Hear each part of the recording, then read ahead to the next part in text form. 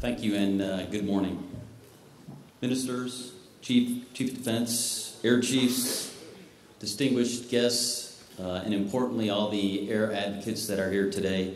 Once General Loomis comes back in, I'll tell him thanks for inviting me. As most of you know, took command about 2 weeks ago, and this is my first visit. So it's great to come here to visit all of you and have an opportunity to talk about a very important topic, that being how we best prepare our air forces for modern warfare. So I thought what I'd do is hit 4 key points for you. One, to talk about the strategic context and the importance of understanding the environment that we would be operating in. I think it's also critical that we acknowledge the challenges that we will all face together in some of the areas that we need to collectively think about. Key to that will be the area of readiness and how we ensure as a team, as a force, as partners in air power that we're ready to execute quickly and with decisive speed. And then finally talk about the evolving environment that we all ought to be thinking about so that we can provide those options to our ministers, our senior leaders, as the future continues to develop. So if we can go to the next slide for me. Or is it me? There we go.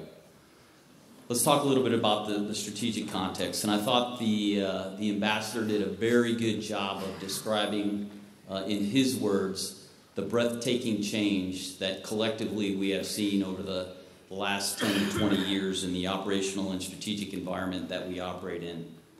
I think it's first important that we spend time to think about that environment, how it's changed. It's dynamic, always evolving, and it's one that crosses the spectrum from peacetime to major activities that we ought to be thinking about. You all are very familiar with the areas that, particularly in NATO, we have concerned ourselves with, and those areas that we have forces currently operating. I think as you look forward, we would all acknowledge that global terrorism is a persistent issue that we will continue to face. The ambassador also talked about migration and many of the other social and environmental issues that our nations are working to mitigate as we go forward. And then we also must acknowledge at the high end, there's the near-peer competition, the global competition that is a key factor for all of us as we go forward. So ensuring that our force appreciates each spectrum of the environment that we would have to operate in is important as we think about the people, the training, the equipment that we offer them. And as we look forward, it's necessary that we spend the time to appreciate this environment and the different capabilities that we will be required to bring as the air component, as air power, to our senior leaders.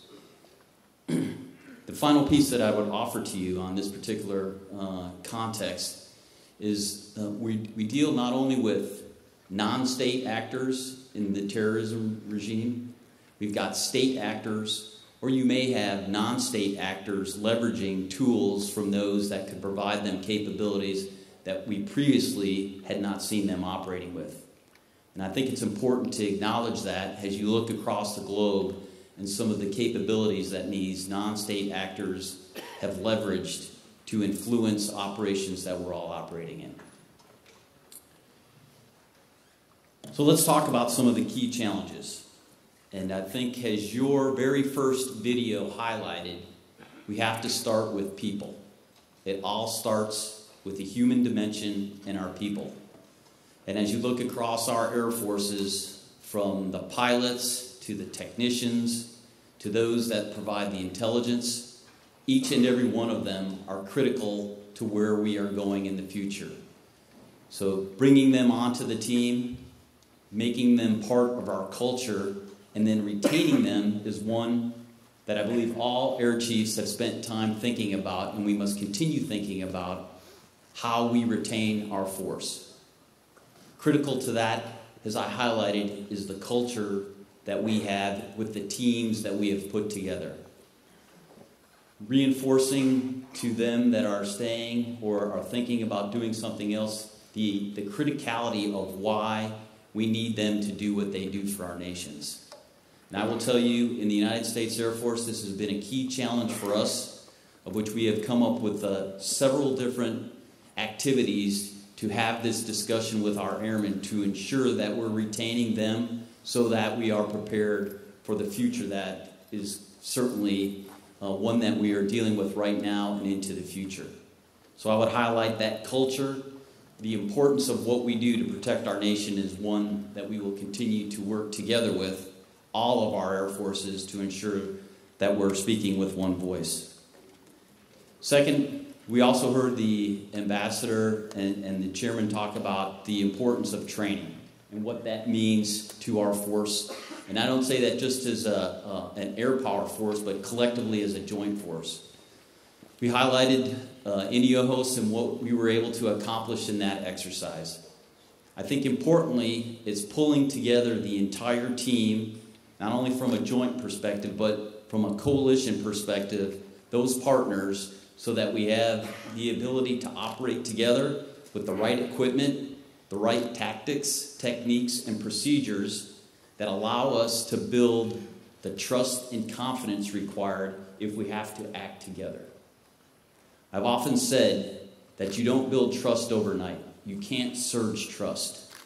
We build trust and confidence in each other by having relevant training, the appropriate exercises that allow us to work together, and not just at the senior levels, but at the lower levels of our force, that pull them together to allow them to work as lieutenants, captains, majors, where they get to know each other in these exercises, and then allow them to pull their skills together and frankly grow up together in our air forces. And I think that is critical to our ability to execute in any operation that we may be asked to support. The third piece is interoperability. And interoperability is often a difficult word to fully describe. You can talk to it specifically from an equipment perspective, but I say it is actually broader than that. It's interoperability in the way that we think. It's interoperability in those tactics, techniques, and procedures. It's interoperability that allows us to operate with speed. As the minister highlighted, we provide a capability that no other component can provide when it comes to speed and distance. And we do that due to the sheer nature of what air power brings to the joint force, but also because I would offer we think the same. We see things from 30,000 feet. We have a different viewpoint, and that leads to the interoperability that we have every day, but I would challenge us to continue to look for those areas that we have to continue to work together to ensure that we are on the, as we say, the same sheet of music, all operating with the same tactics, techniques, and procedures that allow us to quickly react to any environment that we should have to work together in. So let's talk a little bit about readiness.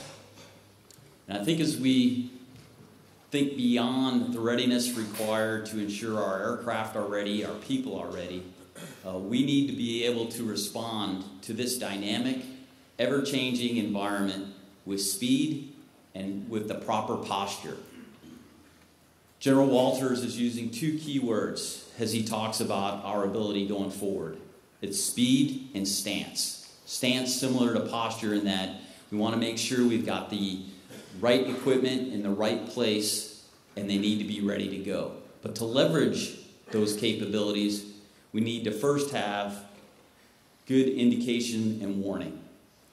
And as many of you are familiar, NATO is bringing upon the AGS capability to the force. I was just down there yesterday visiting them as they're bringing equipment, and soon we'll have the airframes, the RQ-4s, to integrate them into the NATO capability force packages that are available to the nations. And I think it's critical to recognize the significant capability that will bring to the force and what will allow us to do when it comes to indications and warnings. But I think it's important to think beyond just the physical capabilities that we can bring, but truly think about all the other different intelligence capabilities that are out there that we would need to bring to bear to understand the strategic and operational environment that we're working with. That will require partners that we have confidence in, partners that we trust, that exchange information and share information at speed, to be prepared to then bring those options to our senior leaders so that we can respond with the time and speed that will be required to hopefully deter any subsequent operations. Another important part, as many of you are aware, in the United States Air Force, we talk about multi-domain command and control and the importance of pulling all the sensors together, connect all the sensors so that we can quickly get decision quality, timely information to the commander or commanders or our political leaders to allow them to make decisions. And that command and control goes from the political and strategic level all the way down to the tactical level, starting with a shared understanding, a common operational picture that allows us then to quickly push information that may be guidance and intent, or it may be a tactical situation to ensure we all understand the environment we're operating in. This is a critical attribute I would offer to you as you look to the future. If we have disconnected elements that are unable to receive that guidance and intent, then they need to understand where the commander was thinking about operating and where he was going so that they can execute. And that will be a challenge for all of us, but one that I think is worthy of thinking about how we would do that, what the comm infrastructure looks about, and then how we as commanders provide that guidance. And if you are at the tactical edge, if you're that squadron commander, do you understand what that intent is, and are you able to execute? I think that's an important piece of where we need to go in the future. Finally, we've got lethality. And as many of our speakers previous to myself have talked about, is it truly is the integration of our 4th, 5th gen capabilities along with the joint force and being able to connect these to provide the synergistic effects required to deter, to defend, execute those operations that we might be called upon. And this will take time. We will need to continue to work together to understand the attributes of each of these capabilities, to refine the tactics, techniques, and procedures that we operate together in exercises, in training. And I would offer over time, as we go from smaller size exercises, we need to increase the size and scope to have that opportunity to train in some of the larger end operations that we conceivably could find ourselves in. And that will always be a challenge, but I think one that's worthy of time and effort, because again, as you go back to the confidence and the requirement to be able to operate together as a team, ensuring that we leverage every capability that we can bring together as a team will be important to mission success for the collective team. So this is a journey we're on as we continue to tease out the lethality that each of our capabilities bring, but one that we must operate and continue to work together. As we look forward, many of the speakers, again, had mentioned some of the evolving environment capabilities that are out there, that are being developed as industry works with us to determine ultimately how we manage these going forward and how we integrate them into the capabilities that we need to have to perform the operations that we could be asked to execute. I think we're all very aware of the criticality of space and what it brings and what it means to our current fight, and the support that they provide, whether it be from a communication perspective, GPS. There's a long list of capabilities that we now, in essence, take for granted. And we need to acknowledge the fact that it could be contested.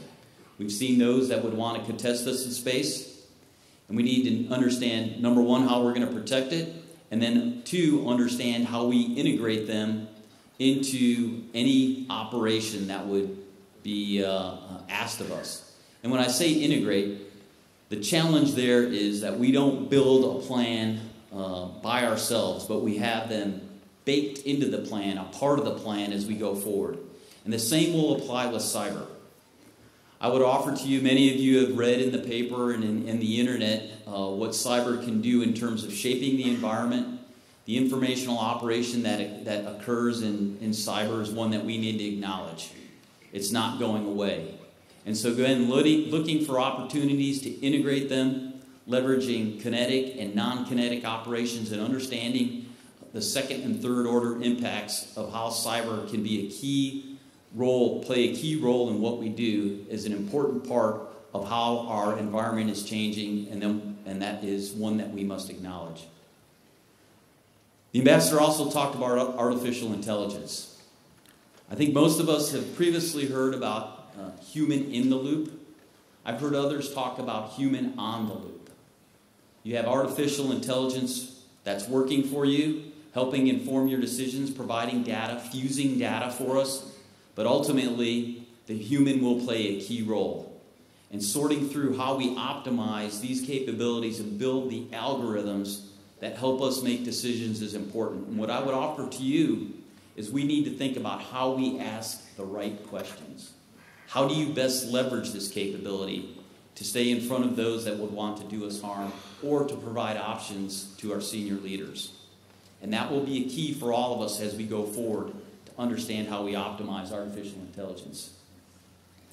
LVC, Live, Virtual, and Constructive Training. As was highlighted earlier, the price to go fly airplanes is not decreasing. It's becoming more and more inexpensive.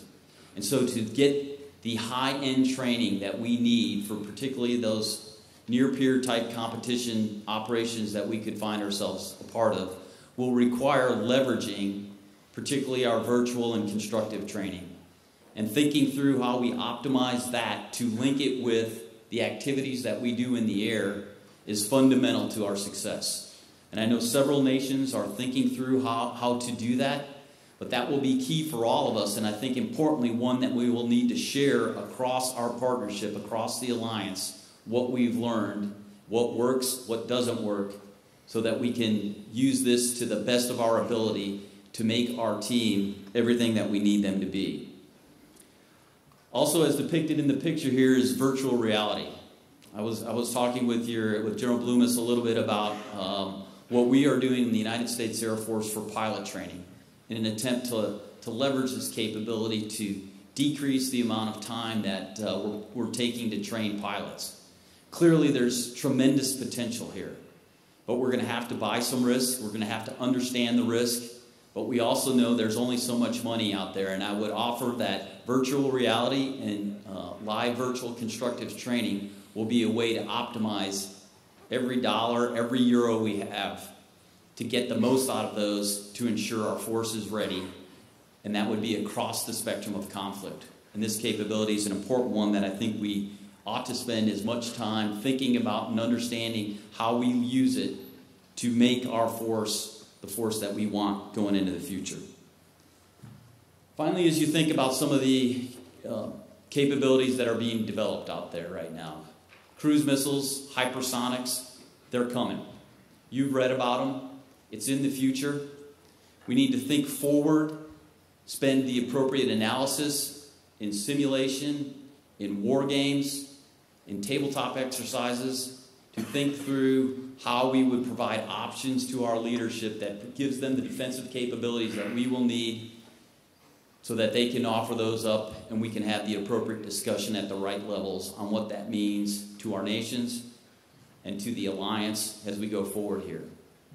Difficult problems, but ultimately as we come together as a team and use the unique capabilities that each of our nations brings, what NATO brings, and pull those together, I have no doubt collectively that we'll continue to deter. As General Walters likes to say, one more day of peace is what we're striving for.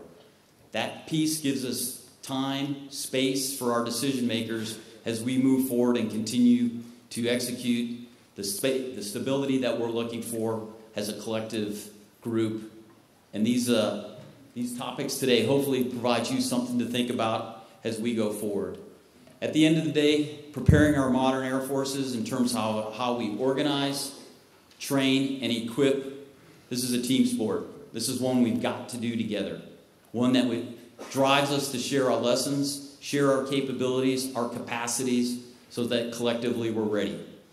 Thank you much again, sir, for this opportunity. It's great to be here, and I look forward to your questions.